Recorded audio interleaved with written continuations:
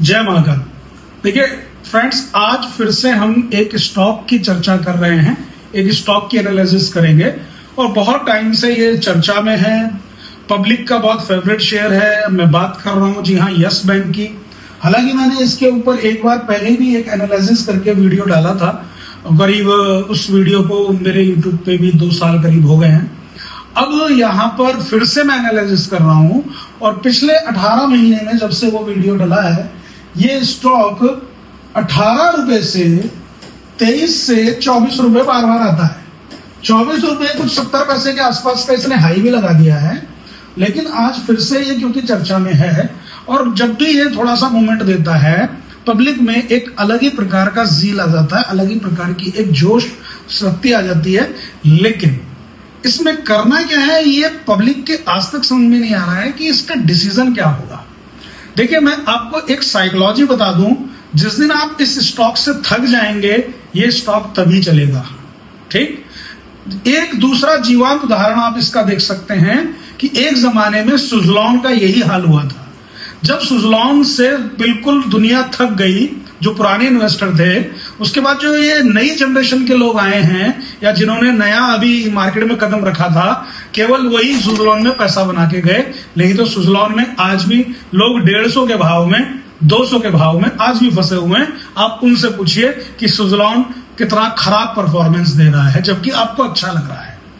Same ऐसी condition हुई थी, यस बैंक भी आज की डेट में धीरे धीरे एसबीआई अपना स्टेक डाउन कर रहा है, जापान अपना स्टेक बढ़ा रहा है। तो ऐसा लगता है, ऐसा प्रतीत होता है कि अभी ये स्टेक और बढ़ेगा और जब तक ये स्टेक पूरे तरीके से बढ़िया करके नहीं बढ़ जाएगा, उसके बाद भी इसकी फॉर्मेशन में 1 साल लगेगा। नो डाउट कि चार्ट बहुत अच्छा है, लेकिन फिर भी यहां पर मेरी एनालिसिस ये कहती है कि अभी आपका सेंटिमेंटल प्ले हो रहा है और सेंटिमेंटल प्ले होने के साथ साथ आप अगर इसके अंदर इन्वेस्टमेंट नहीं कर सकते अगले 5 साल का होराइजन लेके, तो मेरी ये रिक्वेस्ट रहेगी कि इसमें फिर आप ज्यादा उम्मीद मत रखो। अपना जो प्रॉफिट है, जो मिला अपना, बाकी सब सपना सोच के प्रॉफिट करो। यहां पर मैं 3 एनालिसिस बहुत डिटेल में करने वाला हूं आज आपकी क्लास में।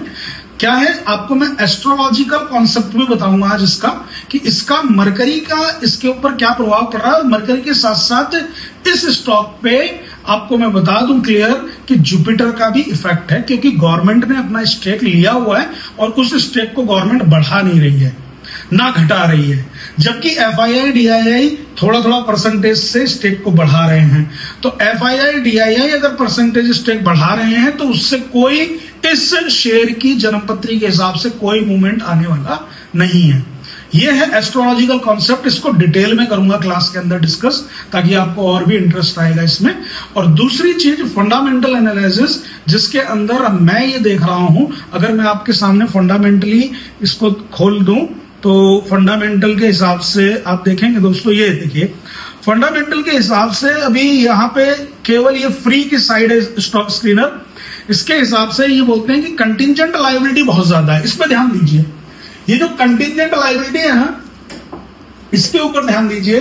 ये कंटिंजेंट लायबिलिटी बहुत ज्यादा है इनकी है, और कंटिंजेंट लायबिलिटी अगर बहुत ज्यादा बैंक पे है तो बैंक के लिहाज से ठीक नहीं है। एक्चुअल में बैंक जो होते हैं, ये कंपनी एक्ट से ज्यादा गवर्न नहीं होते हैं, ये बैंकिंग रेगुलेशन एक्ट से होते हैं। Company act banking regulation act को ओवरराइड नहीं कर सकता। जब बैंक की बात आएगी तो बैंकिंग रेगुलेशन एक्ट सामने खड़ा हो जाएगा। तो हमें जब कभी भी, चाहे वो प्राइवेट बैंक हो यानी कि निजी बैंक हो या सरकारी बैंक हो, इसमें हमें बैंकिंग रेगुलेशन एक्ट 1949 को पढ़ना होता है।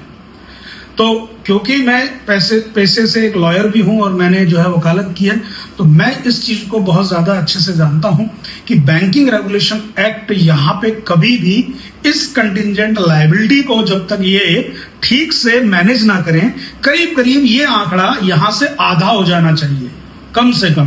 एक छोटा बैंक इतनी बड़ी कंटिजेंट लायबिलिटी लिए बैठा है, ये थोड़ा सा चिंता का विषय है। दूसरी चीज हम देखेंगे कि इसके पीर competitor HDFC bank, ICICI bank, ठीक है, इंडसइंड बैंक, ये अपने आप में एक बहुत बड़ी मजबूत स्थिति में है। लेकिन इसका एक सबसे प्लस पॉइंट पता है क्या है? इस यस बैंक का एक सबसे बड़ा प्लस पॉइंट आपको मैं दिखाता हूं और वो ये दिखा रहा हूं आपको यहां पे कि आप देखेंगे इसके जो रिजर्व्स हैं माय डियर फ्रेंड्स, इसके जो रिजर्व्स हैं, रिजर्व्स बहुत अच्छे मेंटेन हैं। पहले के मुकाबले इसके रिजर्व देखिए आप, और ये रिजर्व इसके क्रेडिट लोन वगैरह से आ रहे हैं, क्योंकि छोटे मझोले लोन भी इसने देने शुरू किए टायर 2 टायर 3 सिटी में। और इवन अब एचडीबी वाला जो मॉडल है वो यस बैंक ने अडॉप्ट किया है, जिसमें वो घरेलू सामान खरीदने के लिए भी छोटे छोटे क्रेडिट कार्ड लोन दे रहे हैं सस्ते इंटरेस्ट पे। ये एक फायदेमंद चीज है इस बैंक के लिए। ये देखेंगे आप, इसके रिजर्व देखिए, क्या गजब मादाली की कृपा से रिजर्व देखिए आप इसका, ठीक। क्योंकि ऐसे बढ़िया रिजर्व है, इसलिए मुझे बोरोइंग की चिंता नहीं है। बोरोइंग को ये मैनेज कर ले जाएंगे, बोरोइंग्स में कोई टेंशन वाली बात नहीं है। तो फंडामेंटल इसके अंदर बहुत सारा चीड़फाड़ हो सकता है, पूरी पोस्टमार्टम करूं तो बहुत ज्यादा टाइम लगेगा। फिलहाल अभी मैं इस वीडियो में इतना ही बोलूंगा, और यहां पर मैं आपसे यही बोलूंगा कि ये बैंक आप अभी 26-27 रुपए का भी एक हाई देख सकते हैं आने वाले बहुत जल्दी ही, अगले 15-20 दिन में या महीने भर में, ठीक है। तो उतना ही है अभी फिलहाल के लिए। जय मां।